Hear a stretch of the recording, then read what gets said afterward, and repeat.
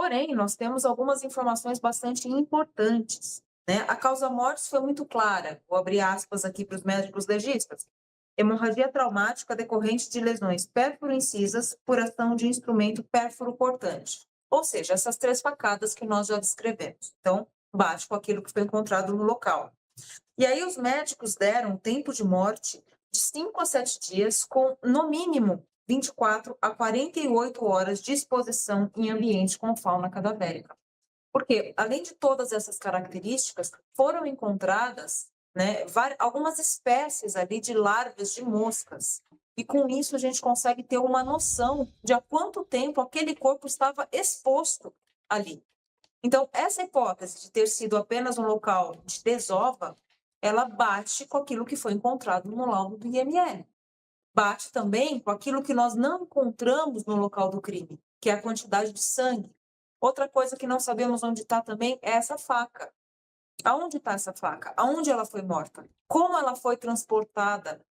Existe a hipótese de ter sido transportada no carro do Michael, porém, a quantidade de material genético que foi encontrado ali é ínfima, perto do que teria. Mesmo que ela tenha sido morta em outro lugar e transportada dentro do carro, ela continuaria sangrando, porque são lesões muito importantes.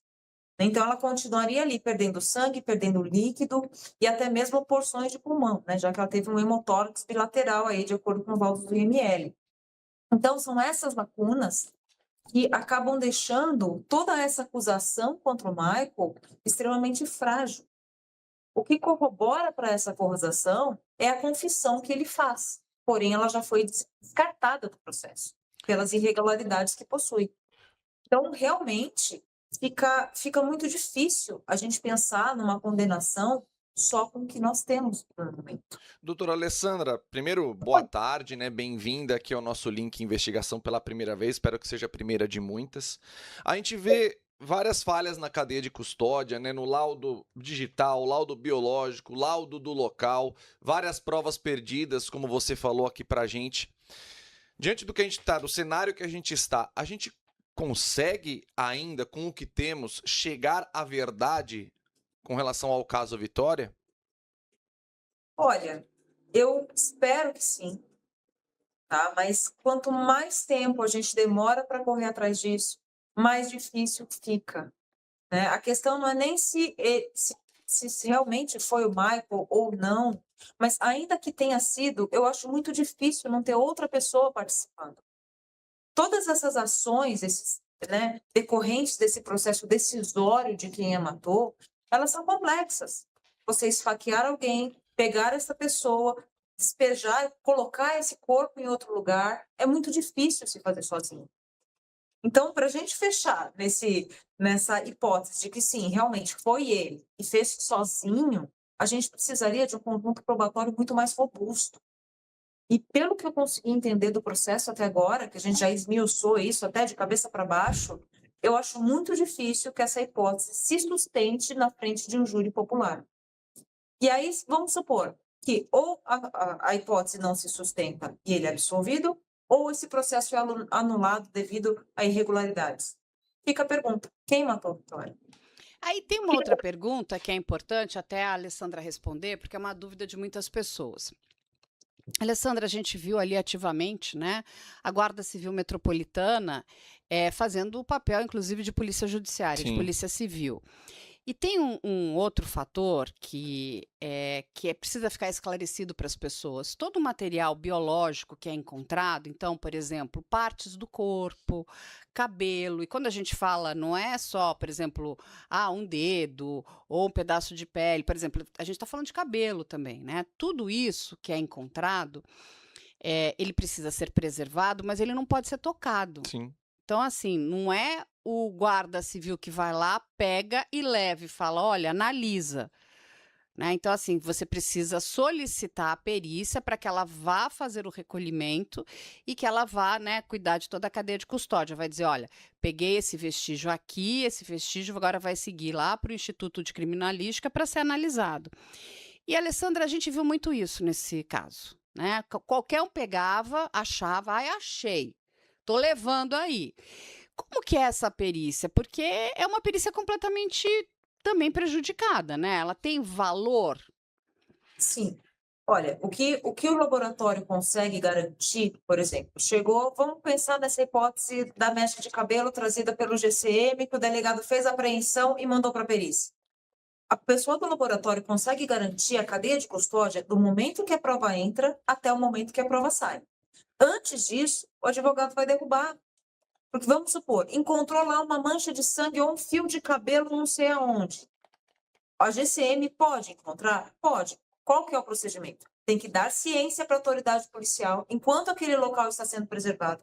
Os peritos têm que ser acionados para o local, porque a gente tem que amarrar esse vestígio, né? No nosso jargão, o que que é isso? Você tem que descrever, fotografar e dizer exatamente aonde aquele vestígio foi encontrado. Tem que dar as medidas do lugar. Se não tem, vamos supor, uma área de mata, a gente usa a localização de GPS. E foi encontrado o cabelo perto da porta. Porta da onde? De qual residência? A qual distância? Tem que ter foto disso. Tem que ter todo esse referenciamento para que a gente consiga, depois, juntar todos esses vestígios e reconstruir a cena de crime. Quando a equipe de reconstituição, lá na frente, é chamada para fazer uma recon, tudo isso é considerado. Os peritos que fazem reconstituição não é só chegar lá e sair tirando foto de acordo com as versões. Não, tudo isso é muito estudado. Porque as versões têm que ser compatíveis com os vestígios que foram encontrados. Não adianta dizer que eu derramei café aqui se a mancha de sangue está do lado de fora do meu laboratório. Isso vai ser uma versão inverossímil e os peritos vão consignar isso no laudo. Porém, se não existe da onde foi tirado cada um dos vestígios, como é que a gente reconstrói? Como é que a gente faz, em última instância, um esquema 3D, um escaneamento 3D, e coloca cada vestígio no seu lugar? Ou mesmo num croquis, que é mais comum até do que o scanner 3D. Eu tenho que ter a planta do local, eu tenho que ter os vestígios aonde foram encontrados, porque senão não vai fazer sentido. Como é que eu comprovo alguma coisa? A gente tem que ter a noção de que a gente trabalha por um processo criminal. A gente não trabalha para acusação, a gente não trabalha para defesa. Pelo contrário, a gente está na busca da verdade real dos fatos. Por isso que as provas têm que ser fidedignas. Senão, tanto a promotoria quanto a defesa destroem o nosso trabalho. Não adianta eu ter um trabalho muito bem feito da porta do laboratório para dentro, se dali para fora já está comprometido. Existe uma súmula, que diz que não é porque houve uma quebra de cadeia de custódia que a prova é automaticamente anulada. Mas, na prática, o que eu vejo nos processos é que, quando existe qualquer dúvida sobre essa cadeia de custódia, os juízes mandam tirar isso aí do processo. Falam, isso aqui eu estou em dúvida, então isso aqui não vai valer.